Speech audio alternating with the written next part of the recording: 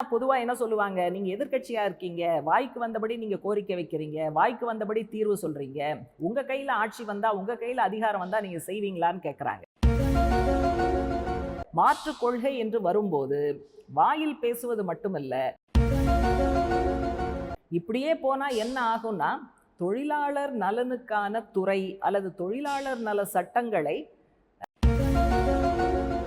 இப்ப ஏன் இவ்வளவு வரி போட வேண்டிய தேவை ஏன் இந்த அரசுக்கு ஏற்படுது? அனைவருக்கும் வணக்கம். பீப்புள்ஸ் டெமோக்ரசி செப்டம்பர் 12-18 வாரத்துக்கான தலையங்கம். செப்டம்பர் இயக்கத்தை வலுவாக கொண்டு செல்வோம் அப்படிங்கிறது தான் தலையங்கத்தினுடைய தலைப்பு. மார்க்சிஸ்ட் கம்யூனிஸ்ட் கட்சியினுடைய கடந்த மத்திய குழு கூட்டத்தில் ஒரு முக்கியமான முடிவு எடுக்கப்பட்டது. செப்டம்பர் 14 துவங்கி 24 வரை இந்தியாவினுடைய அனைத்து மாநிலங்களிலும் மக்களை சந்தித்து ஒரு பிரச்சாரம் செய்ய வேண்டும், ஒரு இயக்கம் நடத்த வேண்டும்ங்கிற முடிவு எடுக்கப்பட்டது. எதை முன்வைத்து அப்படின்னா, இன்னைக்கு மக்கள் சந்தித்து கொண்டு இருக்கக்கூடிய பிரச்சனைகள், விலைவாசி உயர்வு, வேலையில்லா திண்டாட்டம், அதே போல விவசாயிகள், விவசாய தொழிலாளிகள் சந்திக்கக்கூடிய பிரச்சனைகள், தொழிற்சங்க உரிமைகள் மீதான தாக்குதல், தொழிலாளர் நலன் பாதிக்கப்படக்கூடிய நடவடிக்கைகள், அதே போல ஜனநாயக உரிமைகள் மீது மட்டுமல்ல, ஜனநாயகம் என்கிற கருத்தியல் மீது, ஜனநாயகம் என்கிற முறைமையின் மீது மோடி அரசு நடத்தக்கூடிய தாக்குதல். இந்த பிரச்சனைகளை மக்கள் மத்தியில் எடுத்து சொல்வது, இதற்கான கோரிக்கைகளை உருவாக்கி மக்களுக்கு முன்னால் வைப்பது, இந்த அடிப்படையான பிரச்சனைகள் தீர வேண்டும் என்று சொன்னால் என்ன செய்வது என்கிற மார்க்சிஸ்ட் கம்யூனிஸ்ட் கட்சியினுடைய மாற்று கொள்கைகளை முன்னிறுத்துவது. ஏற்கனவே கேரளாவில் நடந்து கொண்டு இருக்கக்கூடிய எல்டிஎஃப் அரசாங்கம் பல்வேறு பிரச்சனைகளில் ஒரு இடதுசாரி மாடலை, மாற்று கொள்கைகளை முன்வைத்து சில நடவடிக்கைகளை எடுத்துக்கொண்டு இருக்கிறது. ஆகவே இந்த பிரச்சாரத்தில் மக்கள் மத்தியில் செல்லும் போது கேரள எல்டிஎஃப் அரசனுடைய இந்த மாற்று கொள்கைகள், மாற்று நடவடிக்கைகள் அப்படிங்கிற விஷயங்களையும் மக்கள் மத்தியில் எடுத்து செல்ல வேண்டும் அப்படிங்கிற ஒரு முக்கியமான முடிவு எடுக்கப்பட்டிருக்கு. அந்த இயக்கம் துவங்கி நடந்து கொண்டு இருக்கிறது. இப்போ விலைவாசி உயர்வு அப்படிங்கிறத எடுத்துக்கிட்டோன்னு சொன்னாக்க, இப்போ இதில் பேசுகிற விஷயங்கள் எல்லாமே மோடியினுடைய 8 ஆண்டு ஆட்சி காலத்தில் நடந்து கொண்டு இருக்கக்கூடிய விஷயங்கள். பலமுறை மார்க்சிஸ்ட் கம்யூனிஸ்ட் கட்சி சார்பாக, அதே போல பல்வேறு மக்கள் அமைப்புகள் சார்பாக இந்த விஷயங்கள் எல்லாம் நம்ம எடுத்துக்கிட்டு போயிட்டு இருக்கோம். நம்ம இயக்கம் நடத்துகிறோம், பிரச்சாரம் பண்ணிட்டு தான் இருக்கோம்.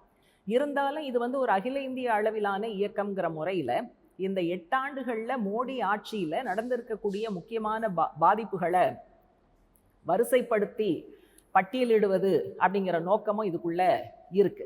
இப்போ அந்த விதத்தில் மக்கள் சந்திக்கக்கூடிய பிரச்சனைகளில் நம்பர் 1ஆக இருப்பது விலைவாசி உயர்வு. இப்போ இந்த ஆகஸ்ட் மாதத்திற்கான புள்ளி விவரங்கள்ங்கிறது வந்திருக்கு.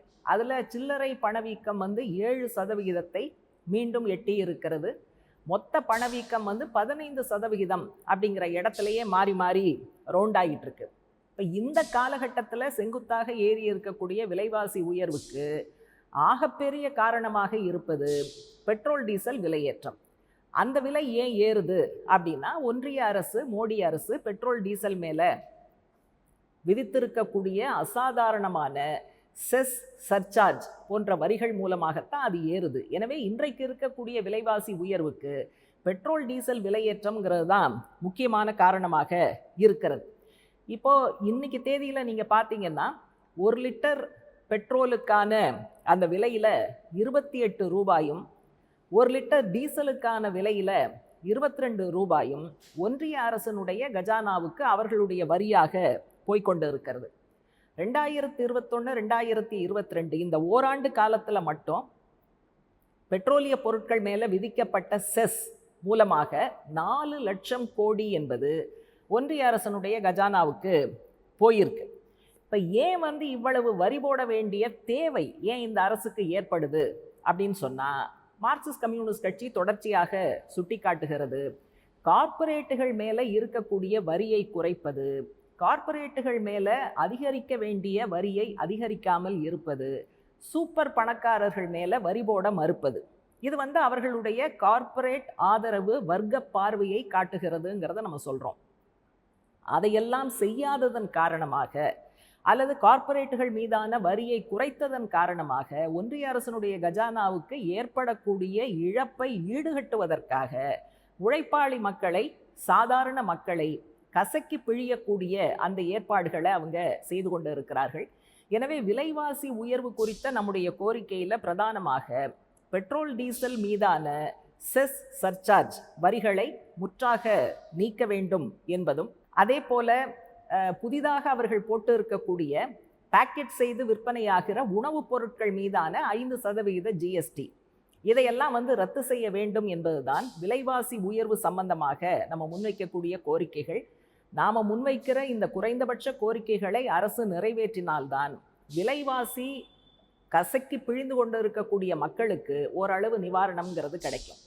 அடுத்தது நீங்கள் வேலையின்மை அப்படின்னு நீங்கள் எடுத்துக்கிட்டீங்கன்னு சொன்னால், இது எப்படி நம்ம பார்க்கணும்னா, 8 ஆண்டு கால மோடி ஆட்சியினுடைய பிரதானமான தோல்வி என்பது போதுமான வேலை வாய்ப்புகளை உருவாக்காதது, இருக்கிற வேலை வாய்ப்புகளை பறித்தது அப்படிங்கிறது தான் 8 ஆண்டு கால அனுபவம் அப்படிங்கிறத பார்க்கணும்.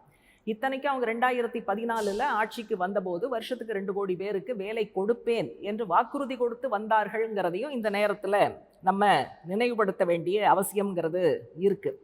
இப்போ இந்த வேலையின்மை சம்பந்தமான புள்ளி விவரங்கள், அறிக்கைகள் ஒன்றிய அரசு அதிகாரப்பூர்வமாக வெளியிடுவது கிடையாது. அவங்க ஆட்சிக்கு வந்த உடனேயே பல புள்ளி விவரங்கள், அதிகாரப்பூர்வ அறிக்கைகளை வெளியிடுவதை நிறுத்திவிட்டார்கள். ஏன்னா அதை பயன்படுத்தி எதிர்க்கட்சிகளும் மக்களும் விமர்சனம் பண்ணுவாங்கங்கிறதுனால அதை நிறுத்திட்டாங்க. அப்போ நமக்கு வேலையின்மை குறித்த விவரங்கள் எங்கேருந்து வருது அப்படின்னா, centre for monitoring Indian economy, இந்திய பொருளாதார கண்காணிப்பு மையம் தான் மாதம் வேலையின்மை குறித்த அறிக்கையை முன்வைக்கிறது.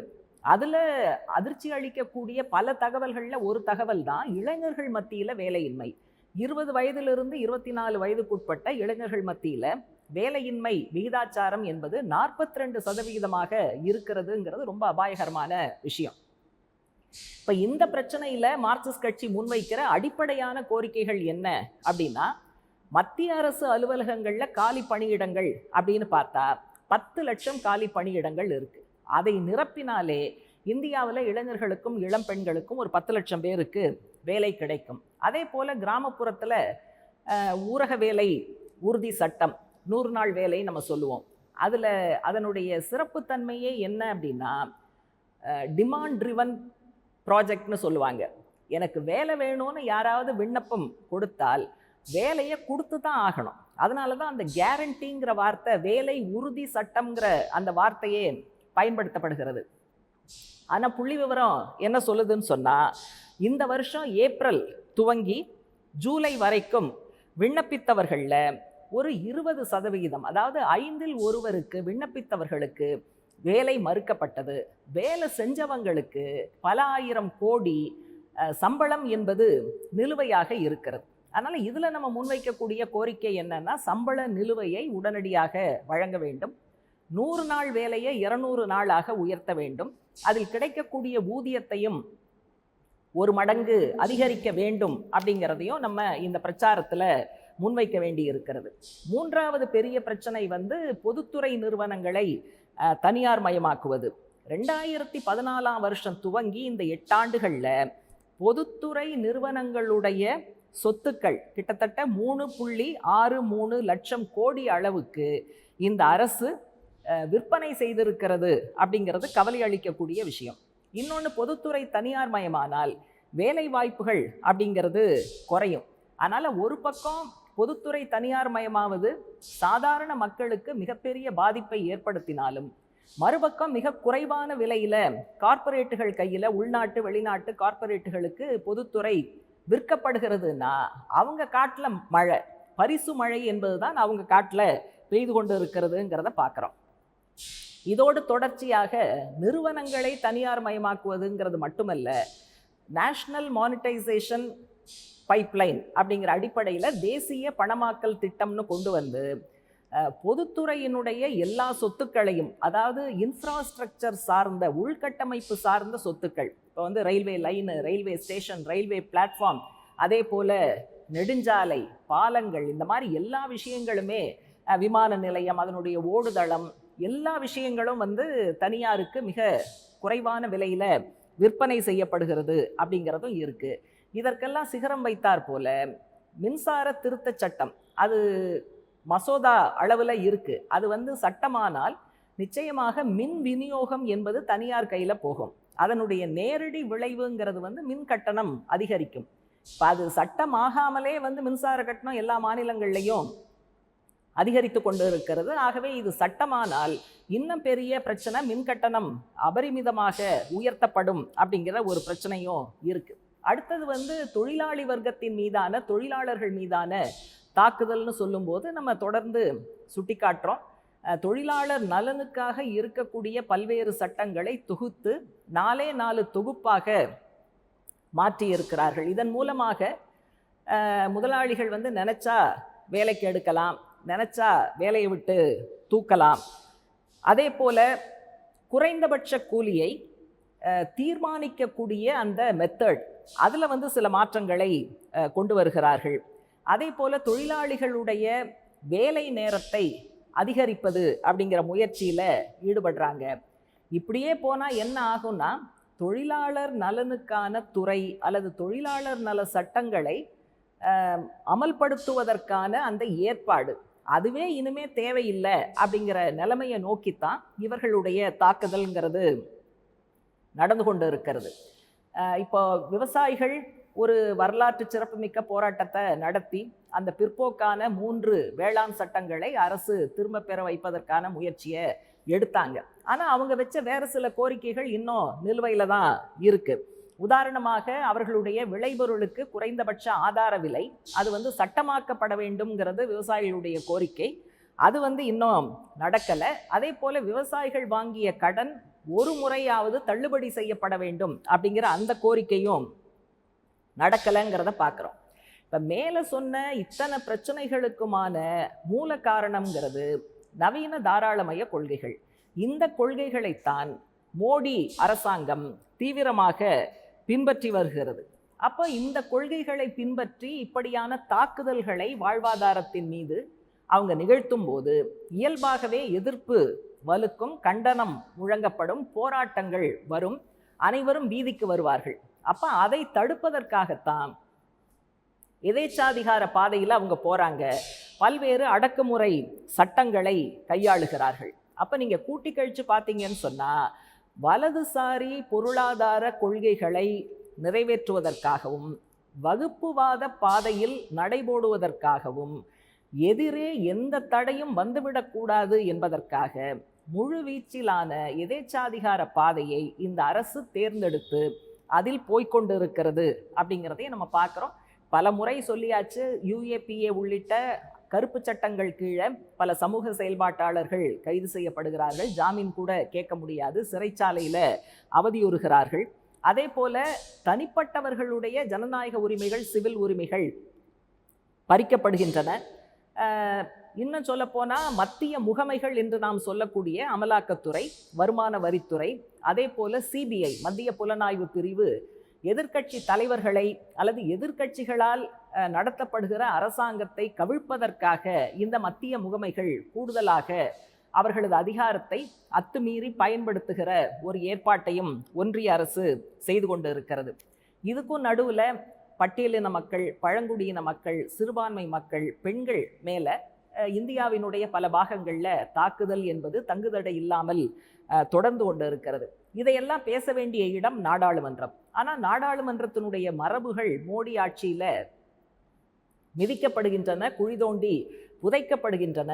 எதிர்க்கட்சி எம்பிக்கள் பல விஷயங்களை பேசவே முடியாது, நாடாளுமன்றத்தில் ரைஸ் பண்ண முடியாது அப்படிங்கிற ஒரு சூழலும் கொண்டு வரப்படுகிறது. அப்போ இந்த செப்டம்பர் இயக்கத்தின் மூலமாக மார்க்சிஸ்ட் கம்யூனிஸ்ட் கட்சியின் சார்பாக இந்த அநீதிகள், இந்த அநியாயங்களை எல்லாம் மக்கள் மத்தியில் எடுத்து சொல்வதும், இன்றைக்கு இருக்கக்கூடிய ஜனநாயகம், மதச்சார்பின்மை, கூட்டாட்சி கோட்பாடு இருக்கிறதையாவது பாதுகாக்கணும், தக்க வைத்து கொள்ள வேண்டும் அப்படிங்கிற அப்படிப்பட்ட பிரச்சாரத்தை மக்கள் மத்தியில் கொண்டு போவோம். ஏற்கனவே சொன்னதை போல மாற்று கொள்கை என்று வரும்போது வாயில் பேசுவது மட்டுமல்ல, வாய்ப்பு கிடைக்கும் போது அந்த மாற்று கொள்கையின் அடிப்படையில் நடவடிக்கைகள் எடுக்கிற கேரள LDF அரசாங்கத்தினுடைய சாதனைகளையும் இந்த காலகட்டத்தில் மக்கள் மத்தியில் எடுத்து சொல்ல போகிறோம். இல்லைன்னா பொதுவாக என்ன சொல்லுவாங்க, நீங்கள் எதிர்க்கட்சியாக இருக்கீங்க, வாய்க்கு வந்தபடி நீங்கள் கோரிக்கை வைக்கிறீங்க, வாய்க்கு வந்தபடி தீர்வு சொல்கிறீங்க, உங்கள் கையில் ஆட்சி வந்தால், உங்கள் கையில் அதிகாரம் வந்தால் நீங்கள் செய்வீங்களான்னு கேட்குறாங்க. இப்போ கேரளாவில் நம்ம கையில் ஆட்சி, நம்ம கையில் அதிகாரம், மாநில அரசுக்கான குறுகிய அதிகார வரம்புக்கு உட்பட்டே பல்வேறு விஷயங்களை செய்ய முடிஞ்சிருக்கு. இப்போ உதாரணமாக பொதுக்கல்வி என்பது கேரள எல்டிஎஃப் அரசாங்கத்தால் பலப்படுத்தப்பட்டிருக்கு. பொது சுகாதார கட்டமைப்புங்கிறது பலப்படுத்தப்பட்டிருக்கு. தொழில்துறையாக இருந்தாலும் வேளாண் துறையாக இருந்தாலும் அதில் வேலை செய்பவர்களுக்கு குறைந்தபட்ச கூலி இந்தியாவிலேயே மிக அதிகமாக கொடுக்கப்படுகிற மாநிலமாக கேரளா இருக்கிறது. அதே போல பணவீக்கம் மிக குறைவாக இருப்பது கேரளாவில் தான். பொது விநியோக முறை பலமாக இருப்பதால் மாவேலி ஸ்டோர்ஸ் போன்ற கடைகள் மலிவு விலையில் அத்தியாவசிய பொருட்களை மக்களுக்கு விநியோகிப்பதால் கேரளாவில் இந்த நிலைமையை ஏற்படுத்த முடிஞ்சிருக்கு. ஒரு குறுகிய வரம்பிலான அதிகாரம் கொண்ட மாநில அரசே மனம் வைத்தால், மாற்று கொள்கைகள் இருந்தால் மக்களுக்கு சாதகமாக நடக்க முடியும்னா ஒட்டுமொத்த அதிகாரத்தை கையில் வைத்திருக்கிற ஒன்றிய அரசால் ஏன் முடியாது அப்படிங்கிற கேள்வி வருது. அப்போ அவர்களுடைய கார்ப்பரேட் ஆதரவு, வகுப்புவாத ஆதரவு நடவடிக்கைகள் தான், கொள்கைகள் தான் இதற்கு காரணம்ங்கிறத மக்கள் மத்தியில் சொல்ல முடியும். இப்போ நீங்கள் சமீப காலமாக பார்த்தீங்கன்னா பிஜேபி ஆர்எஸ்எஸ்க்கு எதிராக எல்லா எதிர்க்கட்சிகளும் ஒன்றா வரணும் அப்படிங்கிற உணர்வு மேலோங்கி வர்றதை நம்ம பார்க்குறோம். பல எதிர்க்கட்சிகளுடைய தலைவர்கள் அவங்கவுங்க மட்டத்தில் அதற்கான முயற்சிகளை எடுக்கிறாங்க.